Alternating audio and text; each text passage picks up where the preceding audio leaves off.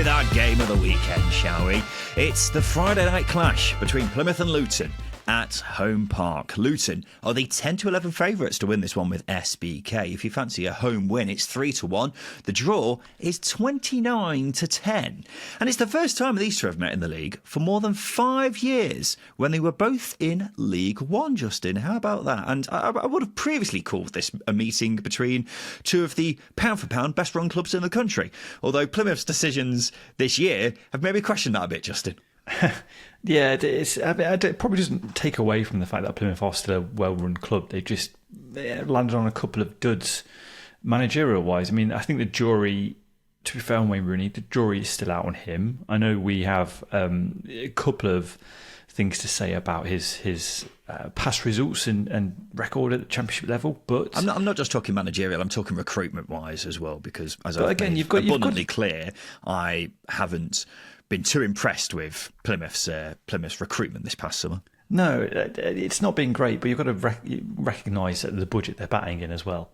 They still have a modest budget at Championship level, so they've got to be smarter with their recruitment. And maybe, I mean, we won't know this, and this is just speculative, but maybe they were banking on selling a Morgan Whittaker for double figure, millions and millions, etc., to reinvest back into the squad. They might have been banking on that, but that doesn't sound very well run then, does it, Justin? No, I don't think it sounds well run, but I don't think it sounds poorly run either. I think their strategy for a side like Plymouth and even for a side like Luton, they've got to sell assets to reinvest back into the squad, and that's maybe what they were banking on doing, but no one came in for them. No. Well, there you go. And I'm sure the conspiracy theories about us supposedly having an anti-Plymouth agenda will only die down after what we're probably going to be saying here. But we'll be fair to Plymouth. We both agreed that they were better against West Brom last weekend. And, of course, they got the win against Sunderland a couple of weeks ago as well. So there are signs of life with Plymouth, Justin, which is certainly a lot more than we had in those first few games of the season, aren't there? Yeah, there have been. I mean, the battling performance against QPR, where they were down to 9 men, 10 men, and then 9 men. There are signs of life. There just needs to be a little bit more. I wouldn't say being clinical, or actually, no, probably clinical in both boxes. It's not allowing opposition so many chances. I think Plymouth are the side that probably have been the leakiest side in the league this season in terms of shots against. They are one of the leakiest sides from that point of view. And in addition to that, they don't create enough chances inside the opposition box, which is what they've got to do. They rely on a lot of long shots, shots from distance, and it's not sustainable enough. And obviously, speaking purely mathematically, it reduces the probability of scoring goals, doesn't it? Yes, it usually helps when you stop the opposition having better chances than you, doesn't it? But yeah, they definitely have a lot of work to do at the back. But going forwards, we've definitely seen some green shoots with them. I mean, Ibrahim Sissoko on the left wing has really been Plymouth's bright spark in recent times. So, I mean, just keep giving him the ball and he can make stuff happen from the looks of it, because he looks a really bright player. But Giarbi in midfield as well looks like someone who's growing into the season too. And look, fans are backing Wayne Rooney, even though we've certainly got our reservations around him. I think that's more than fair to say. But the fans are well and truly behind him, and that can go a long way for Plymouth over the coming weeks. There's unity. Unity, exactly. Unity is a strong thing. And as we say, it can go a long way because, as we've seen plenty of times over recent years, when fans just don't believe in a manager, a.k.a. look at Sunderland last season with a certain Mr. Beale, that's when things can really go against you. But if the fans are backing him and the team, then that could do a great amount of good for them.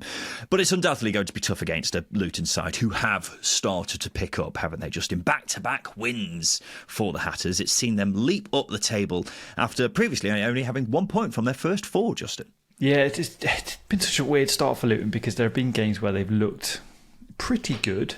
You can argue that they've been creating chances and getting themselves into really good goal-scoring positions, but they haven't been putting the ball into the back of the net. And we were speaking at the weekend about it's been quite poor that Carlton Morris has only just picked up his first couple of goals of the season against Wednesday last weekend. And that it's really poor for a player of his standard, and equally with Elijah Adebayo and others. They haven't been contributing enough, but form has started to pick up. You can see confidence improving bit by bit. They now need to, I wouldn't say start dominating games, but start justifying their in-game dominance, both with chances, not necessarily with possession, but certainly in that final third, which they got a good chance of doing it here against Plymouth. But going away to Home Park on a Friday night is a tricky one.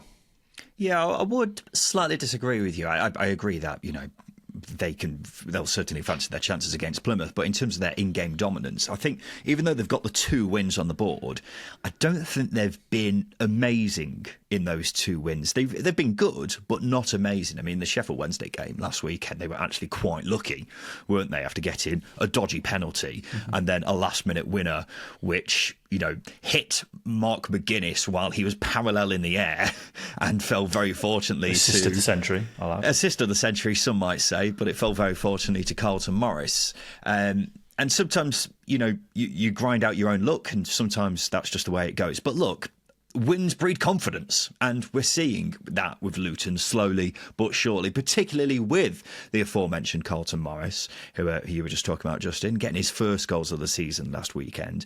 And you being the El Presidente of the Carlton Morris fan club, that's worrying for Championship defences everywhere, isn't it? That he has finally notched up his first goals of the season.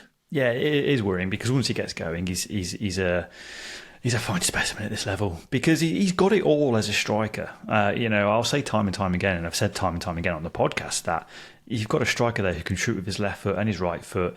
He can run with the ball. He can be direct at defenders, and he can be that target man you need as well.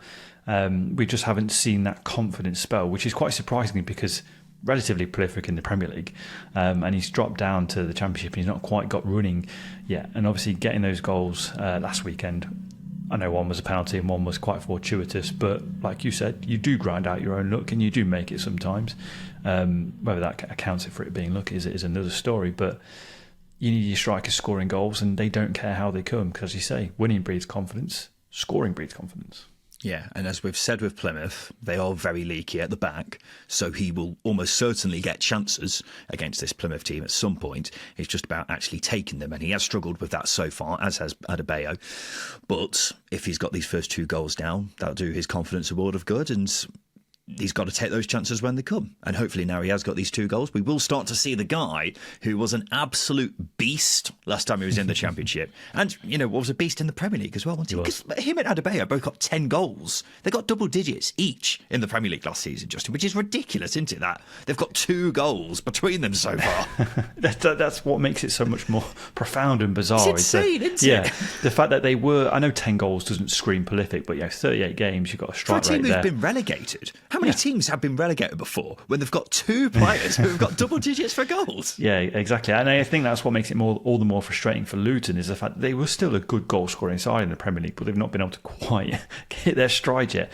And I don't think Luton have, and I don't think Morris or Adebayo have either. So maybe, this turn in form will be the start of that. But I'd say Home Park on a Friday night isn't an easy place to play. Well, let's see how we're feeling about this game with the second tier bet builder and our friends at SBK. They're offering a 25% boost on any bet builder for Plymouth v Luton. Offers like that combined with SBK's industry leading odds make it the best place to bet on the EFL. And if you don't believe us, sign up today. Find out for yourselves. So every Friday, we're making our own bet builder with 4 selections all relating to our game of the week. That's 2 for Justin and 2 for me. Justin, what's your first selection? I've gone with under 3.5 goals. This gives us a bit more of a cushion, because I'm not expecting this to be a gluttony of goals. Luton have been wasteful this season, as we have been describing, and they haven't been a free-scoring side that we do expect. And obviously Plymouth do give away chances, but they are capable of the spectacular through Morgan Whittaker. Ryan Hardy is also a prolific striker at Championship level since he come up into the Championship with Argyle. That being said, do I expect a lot of quality in front of goal in this game? Form for both sides will probably tell you that isn't going to be the case. Luton don't concede an awful lot of shots, and obviously, as I was mentioning earlier on in the show, majority of Plymouth's good chances are from distance. So it's hard to see this being a free-scoring fixture. So as I say, 3.5 goals, under 3.5 goals gives us a bit more of a cushion. I'll go with that.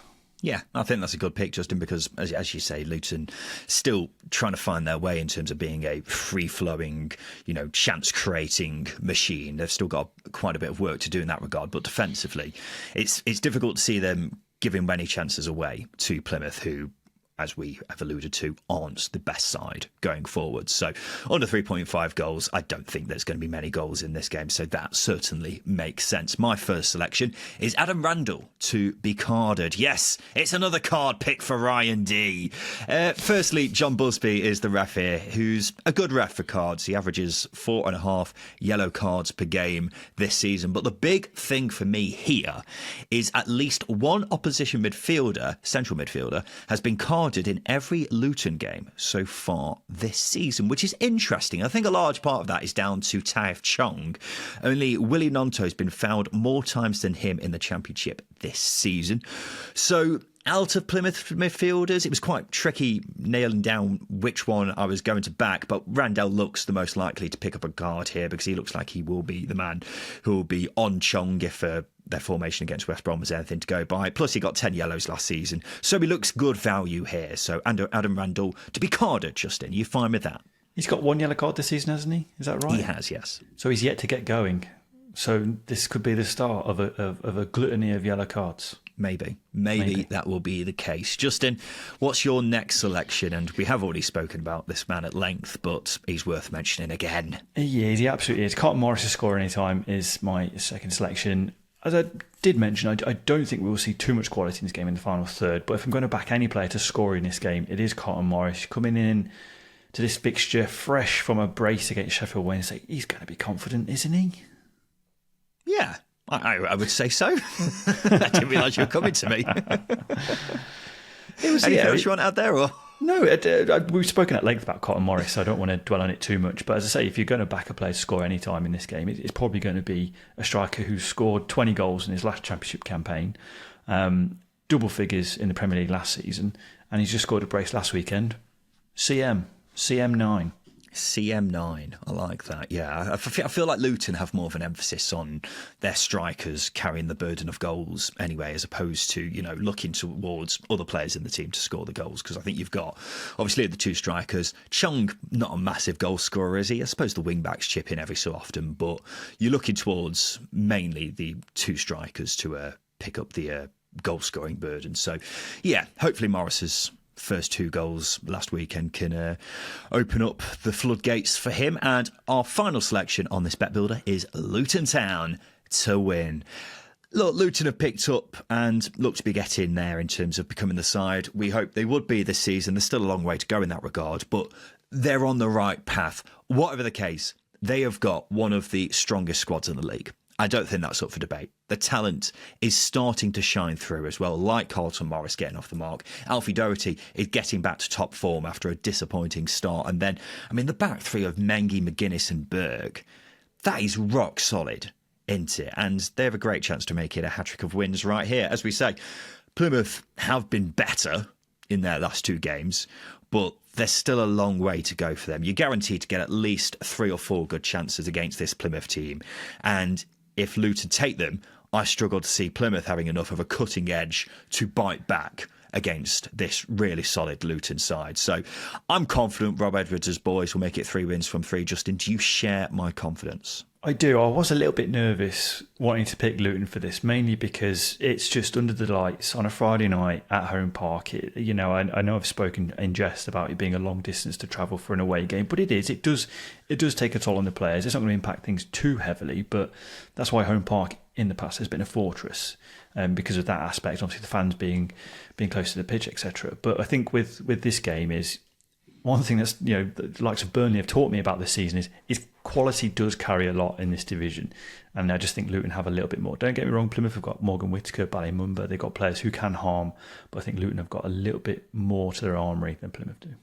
Yeah, they're starting to chug away, aren't they? Mm-hmm. The train had a bit of a false start, but now they're starting to get going. I'm making the train motion with my arms as I say this, which isn't very good for those listening to this podcast. But if you're watching it, you can appreciate the train movements I am making. This is the Luton train, Justin. Are you aboard? Not if it's making that motion, absolutely not. Let's go through who we've had in our bet builder then. We've had under 3.5 goals in Plymouth v Luton. Adam Randall to be carded. Carlton Morris to score anytime and Luton Town to win. And so our friends at SBK are offering a 25% boost on any bet builder for Plymouth v Luton. And a £10 stake on that returns £225 thanks to SBK's 25% boost. But remember, if you don't fancy our bet builder with SBK, you can create your own bet from a range of markets. T's and C's apply, over 18s only, and please gamble responsibly. We're going to have a quick break, Justin. After that, we'll go through the rest of our predictions for the weekend.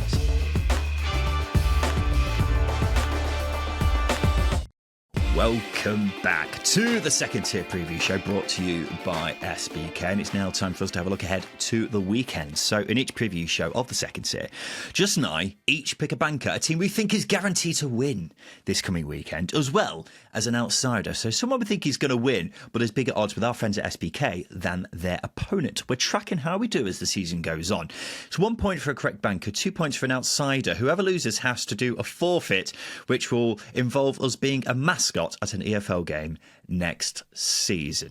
The current scores look like this: 7-5 to Justin Peach. We both got our bankers correct last week, but no luck with either of our outsiders, meaning there's still a 2-point gap. But of course, we won. Our second tier featured multiple last week, which included both of our bankers. And you know what? I don't mind continuing to lose, Justin, if it means we keep nailing the multiple each week. I'm incredible. I'm like a goal scorer. I'm selfish. I don't care about the multiple. It's all about winning. It's all about beating you. It's all about being the championship expert for me. As I say, incredibly selfish thinking. I'm not thinking about the listeners or you. I'm thinking about myself, and that's entirely it. That selfish attitude may cost you as the season goes on, because I'd be more than happy to continue nailing our multiples as the season goes on. SBK might not be too happy if we keep doing it, just rinsing them, but that's what we're here for. So let's get our first prediction of the show from Justin Peach. What's your banker? I've gone with Leeds to beat Coventry. I think, it's a sort of quite sad going against Coventry, mainly because we've not only backed them to get promoted, but I love Mark Robbins, and they've had a really, really poor start to the point where I'm starting to get a little bit worried about them. But with this one, Leeds are in a completely different stratosphere right now to Coventry in terms of confidence, but also in terms of play and just how settled the team is starting to look. Coventry, as I mentioned, started the season really poorly, whereas Leeds have been decent. They've not hit top gear yet, but they've been decent. And the strengths that Coventry usually have, just not there. They're just not there. They're organised, or typically have been organised, structured, and away from home. They haven't had that at all. No Ben Sheaf as well means playing through that midfield has become very, very easy for opposition. And when you've got a team as liquid as Leeds can be and fluid, that's going to be quite an awkward afternoon for Coventry. Yeah, I'm not totally convinced with this one. Firstly, Leeds haven't been flying so far. They seem a bit stuck in second gear currently. I don't think many Leeds fans will disagree with that either. A good example of that was the Cardiff game last weekend, actually, where they weren't really troubled by Cardiff, but struggled to put the game to bed, even though Cardiff were down to 10 men for more than an hour of that game. And there have been a few murmurings of discontent from Leeds fans regarding Daniel Farke. So there's that. But then with Coventry, yes, they are undoubtedly having another slow start, but they aren't playing terribly. They've actually been pretty good, Justin. They've definitely deserved more than the 1 point they've won from their last 3 games. And they, of course, gave Tottenham a scare in the Cup last week. Plus, did someone say the return of Ben Sheaf? I think they bloody did. He's been on the bench for the last couple of games, Peachy. So I wouldn't be too convinced with this one. I think Leeds are very, very short odds for this one. I would put in a word of caution, I would say, with this pick. That's absolutely fair. But I will say that Ben Sheaf, is he going to be match fit? No. Probably not, because he's come off the bench against Spurs last week, I believe, but didn't come off the bench this past weekend. So I don't know if he is going to play or not. It may, if he does play, it may just be a cameo off the bench. But still, even without him, Coventry haven't been playing terribly. They haven't been terrible, which is why they're not bottom of the league, but they haven't been good. They haven't really been average either. I think they've been quite subpar. And it's left a lot of Coventry fans fairly concerned. And in addition to that, the defending against Swansea last week at home was so poor. The goals they conceded were dreadful. They allowed Ollie Cooper the freedom of Warwickshire, and then the Liam Cullen goal as well, completely unmarked in the box, and just static defending. And it's a bad habit to have, especially at this point in the season. As I said, Coventry are usually a very resolute side, very switched on team, very organised, very hard to play against. They haven't really been that. They'll still create chances and still harm teams going forward, and they will cause a lot of problems for Leeds. But if you're looking at quality in this and it being punishable, Leeds have got so much more than Coventry at the moment. I'm kind of lost my head a bit there because you said Coventry's in Warwickshire, which isn't true, Justin. Terrible geography from you, first of all. To build. My geography is genuinely quite poor anyway. We know this. I will put a team anywhere. Yes. I will accept that as well. And pronounce things completely wrong, like Hertfordshire, for example. That's fine, but I don't. That's on me. That's on me. It's on me to do my geography research prior to making my notes on these types of shows. No. Well, it's not the first time, is it? But I kind of get what you're saying about them defensively, because they have been a bit lax at times in terms of individual errors. But I mean, if it wasn't for Lawrence Figueroa in the Swansea goal last weekend, then Coventry could have very easily taken all 3 points against Swansea. So it's just one of them where I think everything could just click for Coventry all of a sudden. And it wouldn't surprise me if they went to Elland Road, got an early goal and scraped out a point. Because I think they take a point at Elland Road, and I think they've definitely got the quality to punish someone like Leeds. It's just we haven't really seen it so far. So while I would still accept the most likely result is a Leeds win, I would say it's maybe not as cut and dry as you are perhaps making it out, PG. I mean, it is a banker, so I'm going purely off what the bookies are telling me as well. Okay. And I agree with them. Okay, that's up to you. Just don't rely on Justin when it comes to geography. Let's go to my banker for the weekend. I've gone with West Brom to win away at Sheffield Wednesday on Saturday lunchtime. I fancy West Brom's terrific start to the season to continue this weekend, because there's no two ways about it. They have been tremendous. Top of the league with 5 wins and a draw. They have been particularly untouchable in recent games. They're on a run of 3 clean sheets in a row, not really been tested too much in that time. And in the Swansea and Plymouth games, they definitely should have won them by more. They've got the division's hottest striker right now in old Josh Maja. 6 goals in 6 games for him. He does not look like stopping anytime soon either. He is red hot.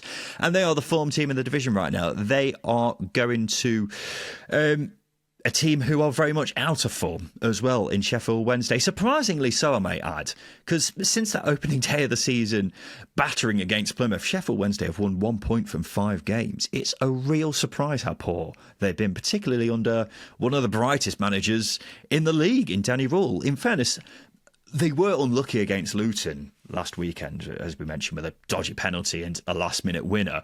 And I think they will come good sooner rather than later, but it's difficult to see that happening against Carlos Corberan's boys, who are firing on all cylinders right now. So that's why I'm going for an Albion win away at Wednesday this weekend as my banker, Justin. Hard to disagree with it, because West Brom have been red hot, and I think that clinical edge that they've got in terms of just keeping opposition at bay but also creating a decent load of chances themselves is a very nice blend. I think the focus I will put on is actually on you. Would you be willing to say that you got carried away with Sheffield Wednesday and their opening day win over Plymouth and Danny Rule? No, I don't think so, because they were ridiculously good in that game. I mean, they were against Plymouth, who were awful. But I think because of the business that they did in the summer as well, I think there was reason to be excited about them. I don't think I necessarily got carried away. I didn't say anything out of the ordinary, I don't think, like Sheffield Wednesday are going to win the league now, did I? No. It's just more so the fact that we're now in a position where we are betting against them. So it's just a case of how the turntables run. How the turntables. A far superior manager, Danny Rule. If I was to quote you, what's that in reference to? I think it was against Millwall and Neil Harris. But I'm just merely suggesting that Neil Harris or Danny Rule. Yeah. Where are Millwall in the league? Okay, then. Great. That's how we're defining everything now, is it? Based on that. Scott Parker's one of the best managers in the league, then, is he? You said it. You said it. Just impeach logic here, ladies and gents. But there we go. That's why I'm going with West Brom to win away at Sheffield Wednesday this weekend. And there on mine and Justin's two bankers, every week we combine these two selections with a bet on the full-time result of our game of the weekend to create our very own second-tier featured multiple with SBK. So this week we're going for Leeds, West Brom and Luton all to win. And a £10 bet on that returns 72 big ones with SBK. You can create your own multiple with 3 more bets on the full-time result of any game from across the Championship. T's and C's apply, over 18s only. And please do gamble responsibly. Now, we're moving on to the outsiders, ladies and gents, but we have some controversy here because Justin Peach, the man sat opposite me, originally chose Stoke to beat Middlesbrough as his outsider before editing his WhatsApp messages, his WhatsApp message, and hoping I wouldn't notice. He then accused Mark Zuckerberg of infiltrating our WhatsApp conversation. He then tried to gaslight me into thinking it never happened, and then accused me of having a stroke. So, Justin, how do you respond to these accusations? They're accusations. Nothing can be held against me here. There's no evidence to suggest that that I changed my pick other than an edited WhatsApp message. I might have just spelt QPR wrong, which you've accused me of being thick. So let's be honest, that's quite a likely scenario. I will point out, I even saw the message beforehand. It wasn't like I saw the notification, then went into the WhatsApp. I saw you say Stoke initially, and then you changed your mind. No. Firstly, there are no rules set out saying that we have to go along with. Hey, Justin, I'm willing to show mercy because I'm a merciful man. And I know that if the tables were turned here, you would not let me change. But that's fine. That is fine. But let's get on to our outsiders, shall we? And considering you were willing to bend the rules because you were so desperate to make this pick, it must be a bloody good one. I've given it away a little bit. I've gone with QPR to beat Blackburn on Saturday. The Rovers are still unbeaten, so this is as outsider as you get because Rovers have been really good. They've been really good in front of goal. Actually, it's been fantastic. And they've been relatively resolute as well, which is what you expect under John Eustace. But looking at QPR's form away from home and the teams they've played, they've battled incredibly hard to get their results. And I just think with Blackburn, and it's not a suggestion that their run of form is going to drop, but purely on the Championship law of averages, how long can they continue winning for? How long can they keep putting teams to bed? We've shown that we've been shown that they've got the quality to do it, but QPR actually have probably surprised opposition away from home. They are unbeaten away from home, which is worth pointing up. They picked up a great result away from Sheffield United and the win at Luton as well. They came from behind in those two games. Also came from behind as well against Sheffield Wednesday. This is a side that battles hard. It's going to make it really difficult for Blackburn. And I think as far as outsiders go, look the most attractive for me than any team that I would have put into that WhatsApp chat. Interesting. Yeah, I was surprised that you went against the unbeaten Blackburn, Justin, considering they're at home here. But you were so desperate to make this choice that you clearly are fancying Rangers in this one. I mean, there was a big boost for QPR in the last couple of days because Elias Chair has returned to training, yet to play a game this season, but undoubtedly huge news for QPR, Justin. It might be a bit too soon for him in this game, but that is going to be massive going forwards for QPR, isn't it? Yeah, no, it is. He's a player who can create something out of nothing, and if he's going to be coming off the bench for the last 15 minutes and the game's poised at 0-0 or 1-1 or whatever, then he's a difference maker, isn't he? He can come on and change a game in QPR's favour. And you just go back to previous games. QPR have been a very good second half side. They really do battle, which almost sets the scene up for an Elias Chair last 10 minutes winner, if you like. But as I say, this isn't a side against Blackburn. They've been brilliant. It's just based purely on those averages. And again, you accuse me of picking Stoke and Borough. Why would I pick Middlesbrough? They've let me down constantly. I would never bet against Middlesbrough now. I would never involve them in anything. Oh, fine. Okay, so they've let you down, but you don't want to tempt fate with that one, do you? Because I'm just looking forward to the inevitable scenario this weekend where Stoke win and QPR don't. And that will be sweet, sweet justice in my eyes. My outsider for this weekend is Oxford. to beat Burnley on Saturday lunchtime. Right. Okay, here we go. I'm just going to come out and say it.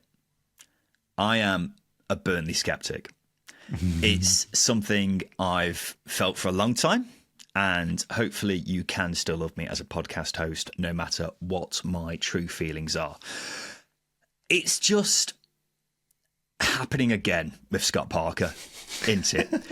The reservations we had at the start of the season are once again coming to light because, while, yes, they got wins at Kenilworth Road and Ellen Road, and we can sit here and say, wow, massive results for Burnley. Scott Parker's absolutely tactically nailed those 2 games, and he undoubtedly has done, don't get me wrong.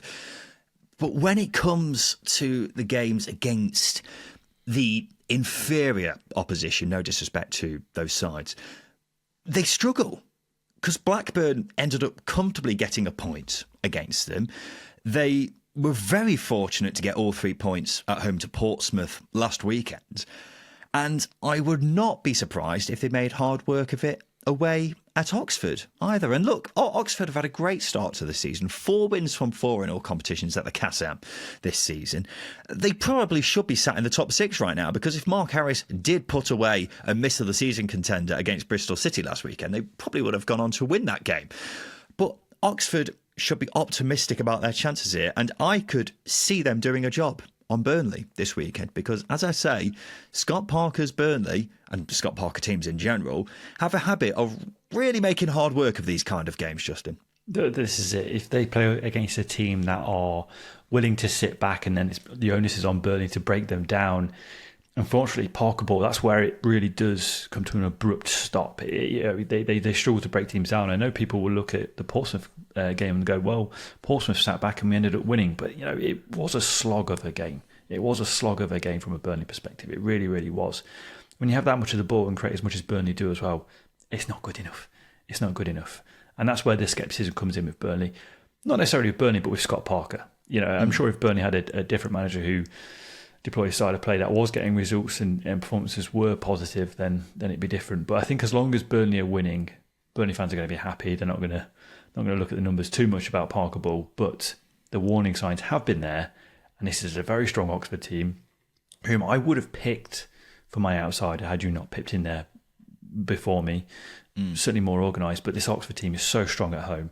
I think they might surprise a few Burnley fans. Yeah. And considering the strength that this Burnley team have in terms of the talent, Justin, as well, that's another thing we've got to mention.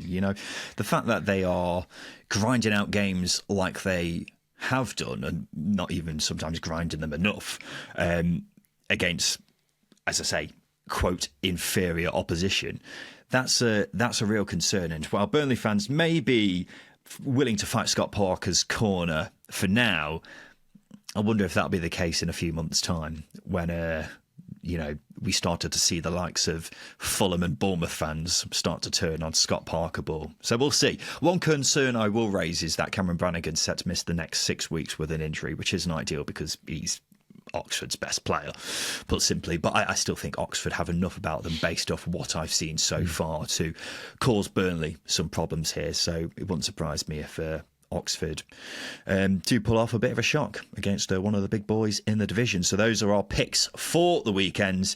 That means it must be time for this. All right. Settle down, you lot. It's time for the Craig Bryson pub quiz.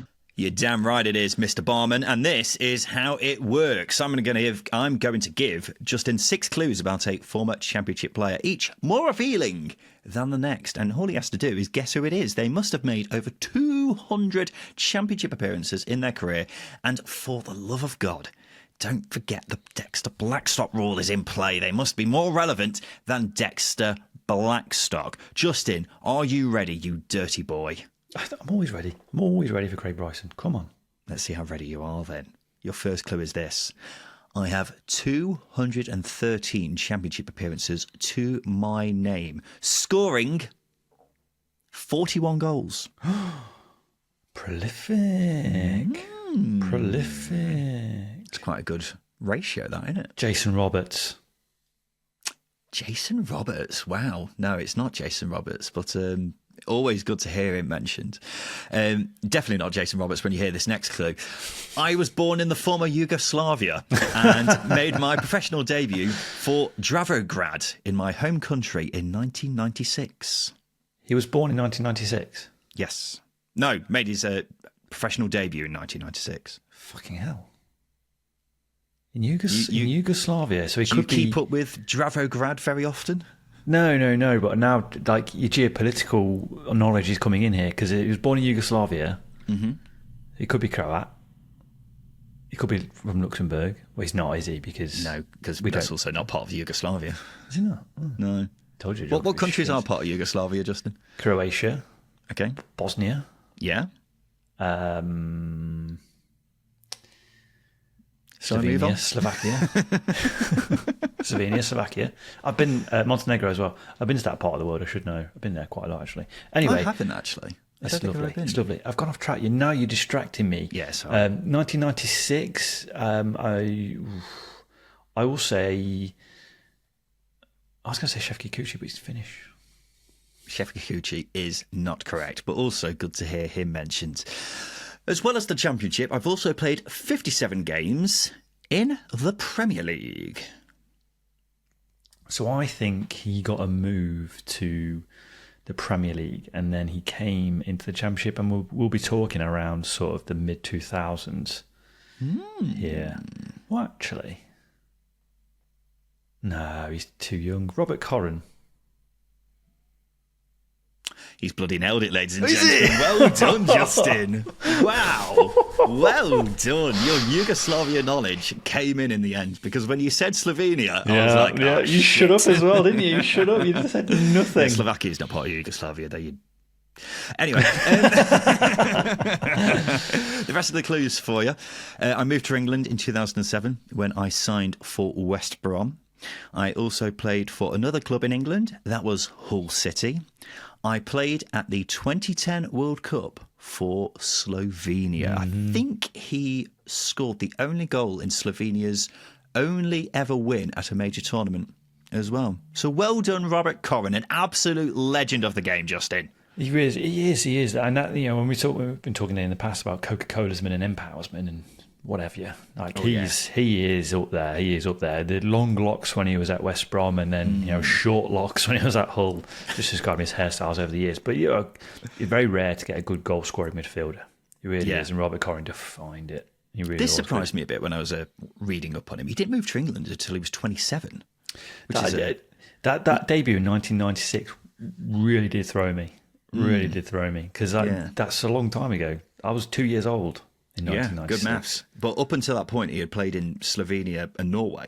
So the fact that a player that good was playing, no disrespect to Slovenia and Norway, not at a great level up until the age of 27 is a bit surprising, really, isn't it? Well, West Brom had a really good recruitment strategy in the mid-2000s when Tony Mowbray was in charge. Because they went out and signed the likes of Diamanti Camera. This was before Mowbray. Well, was it? No, this was Mowbray. They signed Albrechtston. Yeah, really Zoltan Gira. How can you forget Zoltan Gira, Justin? Yeah, there's so many good players went through the doors at Hawthorns. Mid-2000s. It was incredible. Yeah, look at us reminiscing about the good old days once again because of a classic Craig Bryson pub quiz right there. So Justin's absolutely nailed that. Let's see how we get on this weekend, ladies and gents.